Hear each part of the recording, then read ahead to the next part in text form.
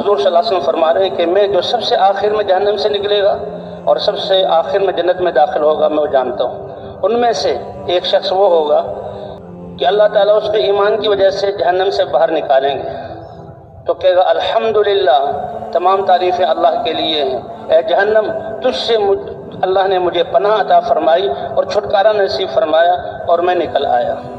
اور وہ سمجھے گا کہ کائنات کا سب سے خوش قسمت انسان میں ہوں، لیکن اس کا چہرہ آگ کی طرف ہوگا، وہ آگ کی تپش کو محسوس کرے گا جہنم سے باہر، اور اس میں اس کو تکلیف ہوگی تو اللہ سے دعا کرے گا اے اللہ اس چہرے کو میرے جہنم سے پھیر دے تاکہ یہ دیکھ کر اور اس کی جو گرمی سے مجھے تکلیف ہو رہی اللہ اس کا چہرہ پھیر دیں گے۔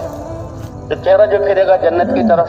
ایک اور روایت میں آتا ہے اس کے لیے ایک درخت سامنے لایا جائے گا اور وہ درخت کو دیکھے گا تو تمنا کرے گا کاش میں اس کی سائے میں چلا جاؤں، تو اللہ سے دعا کرے گا اے اللہ آپ نے جہنم سے تو نکال دیا، اس کے عذاب سے مجھے نجات دی، بہت بڑا احسان کیا، مجھے اس درخت تک پہنچا دیجیے۔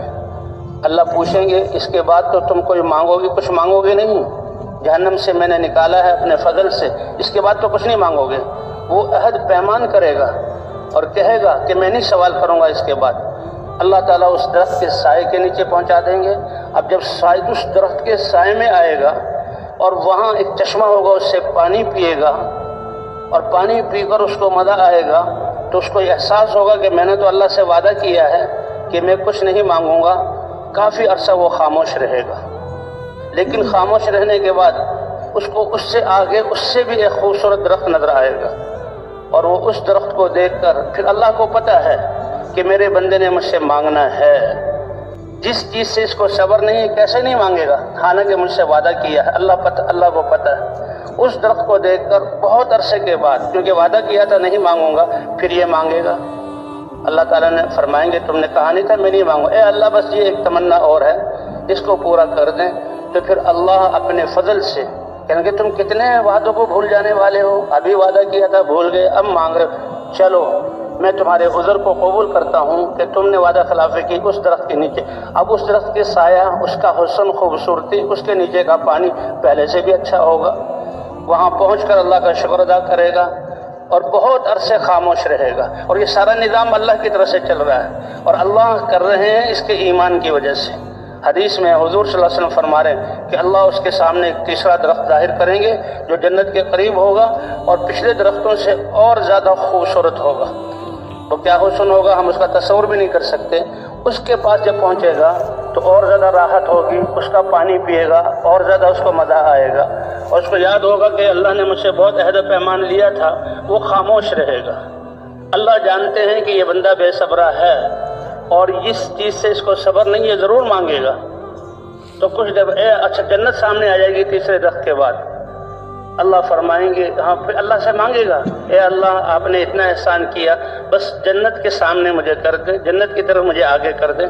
اللہ فرمائیں گے اپنے وعدوں کو بھول گیا، ابھی تو وعدہ کیا تھا کہ میں کچھ نہیں مانگوں گا، پھر مانگتے ہو۔ تو اللہ اس کے جنت کے قریب کر دیں گے۔ اب جنت کے مناظر کو دیکھ کر وہ اور بے چین ہو جائے گا، اور جنت کی نعمتیں، جنت والوں کے مزے، پھر کہے گا اے اللہ مجھے جنت میں داخل کر دے۔ اللہ پھر فرمائیں گے تم نے عہد و پیمان کیا تھا، پھر تم بھول گئے، کتنا جلدی تم اپنے عہد و پیمان کو بھول جاتے ہو۔ تو جب وہ جنت کو دیکھے گا اللہ فرمائیں گے بہت ساری روایتیں ہیں اور ہر شخص کے لیے الگ الگ حالات ہیں۔ ایک میں یہ بھی ہے کہ جو ہے تم نے جنت کو دیکھا، تم دنیا کے بادشاہوں میں سے کسی ایک بادشاہ کے ملک کی طرح تم مجھ سے مانگو، تو وہ تمنا کرے گا اور اپنے علم کے مطابق اللہ سے مانگے گا۔ جب مانگے گا اللہ فرمائیں گے کہ وہ ایک بادشاہ کی حکومت تو کیا، میں 5 حکومتوں کے برابر تمہیں جنت کی جگہ دیتا ہوں۔ اور پھر جب وہ دی جائے گی اللہ فرماتے ہیں وہ، اور ایک روایت میں اس کے 10 گنا، اور ایک روایت میں دنیا اور دنیا سے 10 گنا بڑی جنت دیتا ہوں اس ایمان کے بدلے میں جو تمہارے دل میں تھا، جس کو تم لے کر آئے ہو۔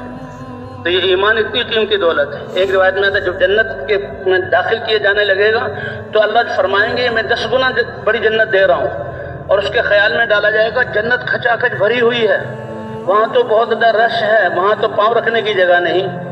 اللہ فرمائیں گے 10 گنا، تو یہ کیا کہے گا اے اللہ آپ رب العالمین ہوتے ہوئے اور الہ ہوتے ہوئے مجھ سے مذاق کر رہے ہیں، کہ جنت میں پاؤں رکھنے کی جگہ نہیں، اور آپ مجھ سے جہاں مجھے 10 گنا بڑی جنت، آپ تو رب العالمین ہے، اس پر اللہ کے مناسب جو ہنسنا ہے وہ اللہ مسکرائیں گے اور ہنسیں گے، اور اس پر حضور صلی اللہ علیہ وسلم بھی مسکرائے، اور جن صحابی نے بیان کیا وہ بھی مسکرائے کہ اس بندے کی اس ایسے بات پر اللہ خوش ہوں گے اور دنیا سے 10 گنا بڑی جنت عطا فرما دیں گے۔